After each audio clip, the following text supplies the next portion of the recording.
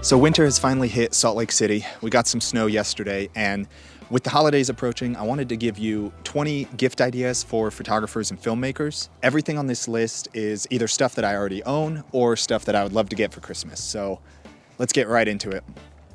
First up is this Peak Design camera bag. I've had this bag for years and I'm not super gentle on it. It's really held up to the abuse.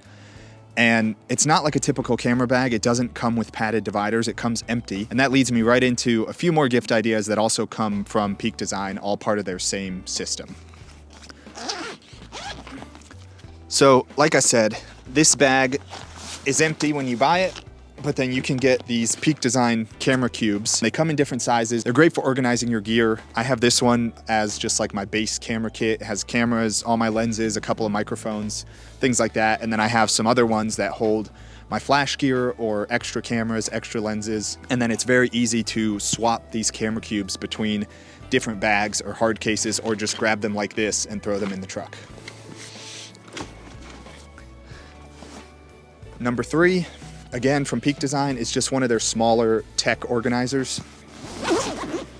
And this thing folds open and it just has lots of little pockets for cords, card readers, extra SD cards, hard drives, things like that. I've been using this thing for years and it just helps to keep all my hard drives and cables and chargers and stuff organized. The last thing from Peak Design is their camera straps. They have a really cool quick detach system, so it's easy to switch between straps. I like this nice thin one for lighter cameras, and then for a heavier camera system, you can get this fatter strap so it doesn't cut into your shoulder as much. Number 5 on the list are Polar Pro Defender lens caps. These have a really hard front plastic cover to protect the lens, and then the side is a stretchy rubber, but these offer some great protection for your lenses. I also recently picked up the Defender Pro cap, and this one has a hidden compartment that stores a little AirTag inside. I recently had a bunch of camera gear stolen, so those Defender caps with the hidden AirTags are gonna be a nice addition to my kit to prevent that in the future. So next up on the list is this Fuji Instax Link Wide printer. I got this as a birthday present back in March, and I really love this thing. It has a built-in battery, and it prints what is basically a Polaroid image. So the quality isn't super great, but it is really cool to have something tangible to hold and look at or to give to people. So I've brought this on some shoots, and after the shoot, I'll transfer an image to my phone, and then using the Instax app, I can print it right there and then and hand it to whoever I'm shooting with. We use this at our wedding to print off some photos to give to our parents and to our friends that were there. And it was really cool for them to just have something to bring home and look at. And it's really been a lot of fun. So this thing makes the list. So in the same way that the Instax printer is just fun photography, I also picked up this little Kodak Ektar H35 camera. This thing is basically a disposable camera, but you can keep loading new rolls of film into it. It just has a fixed lens, there's no focus, there's no exposure settings, you just have a flash that you can turn on or off.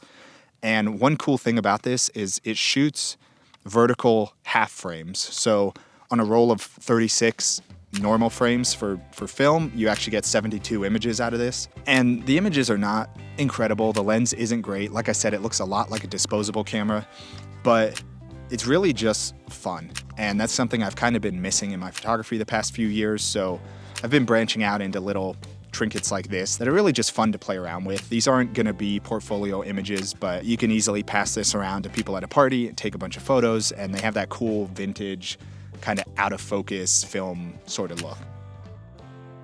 I mentioned earlier that I recently had some camera gear stolen. The day before our wedding, someone took one of my camera bags with about $7,000 worth of gear in it. And you can see that whole story in the video somewhere in the corner. And after that, I decided to buy a bunch of Apple AirTags, and that's gonna be number 8 on this list. You can get a 4-pack of AirTags for under $100, and it's a good idea to just spread these through all your camera bags and maybe even double up hide them away in a couple different places in one camera bag. So number 8 on the list, AirTags. Next, we have this 150 watt Anker charger. This thing has 3 USB-C ports and a USB-A port. So when I'm traveling and using my gear all day, I don't want to get back and have to worry about charging one thing at a time and swapping out batteries once they're charged.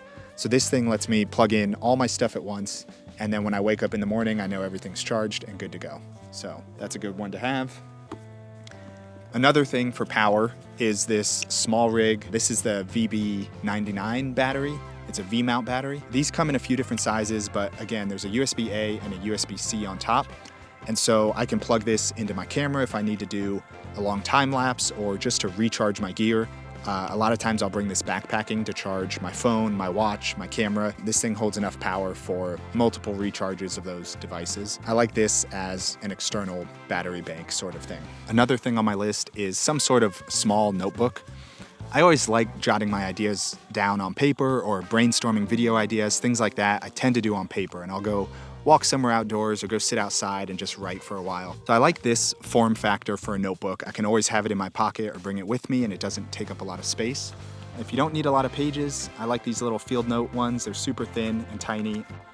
And if you do like to write a lot, I recently found these Midori notebooks, which are still an A6 size, pretty small, but they have way more pages than the field notes.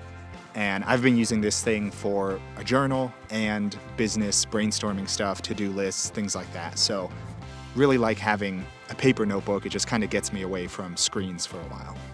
So numbers 12 and 13 are both hard drives, but we have two different styles here.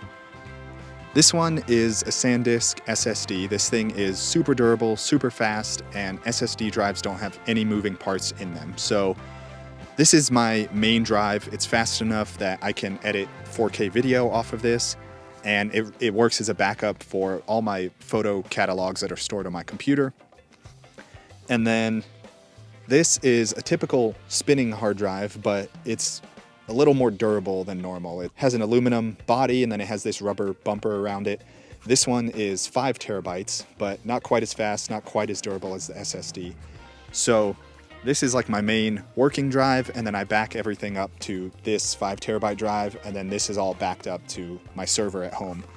But either of these would be pretty good options. As a photographer and a filmmaker, you can never really have too many hard drives. The more you shoot, you're just gonna keep filling them up. So you always need to keep adding these to your kit. Next up, I have a few different books on the list. For someone that's kind of getting into the business of photography, I really like this little book, What They Don't Teach You in Photo School. It's easily digestible. Each chapter is kind of its own little topic, and it just has a lot of helpful info if you're trying to turn photography into some work and some money. And all three of these books are really just art books, photo books, not really information in here, but I love this size book to really immerse yourself in a printed photo. It's just so much more fun than viewing things online. First up, this is Annie Leibovitz Portraits 2005 to 2016. She's one of my favorite portrait photographers. I love her environmental portrait work. Just a heads up, this book does have some nudity in it, so keep that in mind depending on who you're buying it for. But the portrait work that's in it is really just great, and I find myself looking through this book quite often. Next, This Land, An American Portrait by Jack Spencer. So this is Spencer's 13-year photo project traveling around America, and it really is just very nostalgic, even though it's not an old book. I love a lot of the work in here, a lot of landscapes, there's some wildlife, there's some portrait stuff. Just a really good mix of work, fun to look through, great coffee table book. The last of the books is from one of my favorite photographers, Joey Lawrence. This is his Ethiopia book. He started shooting in Ethiopia, I think in his early 20s, years ago.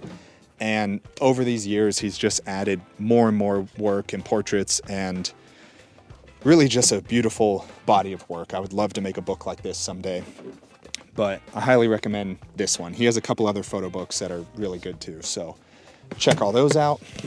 And then the last two things on this list are deals that I spotted at Costco the other day. So Costco now carries the DJI Osmo Pocket, and we didn't get ours from Costco, but we have this camera, and it's a great walking around camera for vlogging style stuff. So I wanted to add that to the list. Costco also has the DJI Mini 4 drone. I used the Mini 2 a while back. I've heard the 4 is way better, and it's just a great tiny little travel sort of drone. You don't have to register it. Just a great addition to any sort of photo video kit. So with those last two, I think that makes an even 20 for this video if I counted right. So there is one thing on my list that I forgot.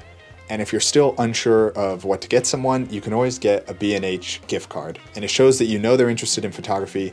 They can use that gift card towards their next lens or camera purchase or something that might be out of budget for a gift. So that's always a good option. Hopefully you found something on this list that's helpful. I will put all the links to all the products down in the description below, and I'll catch you in the next video. Thanks.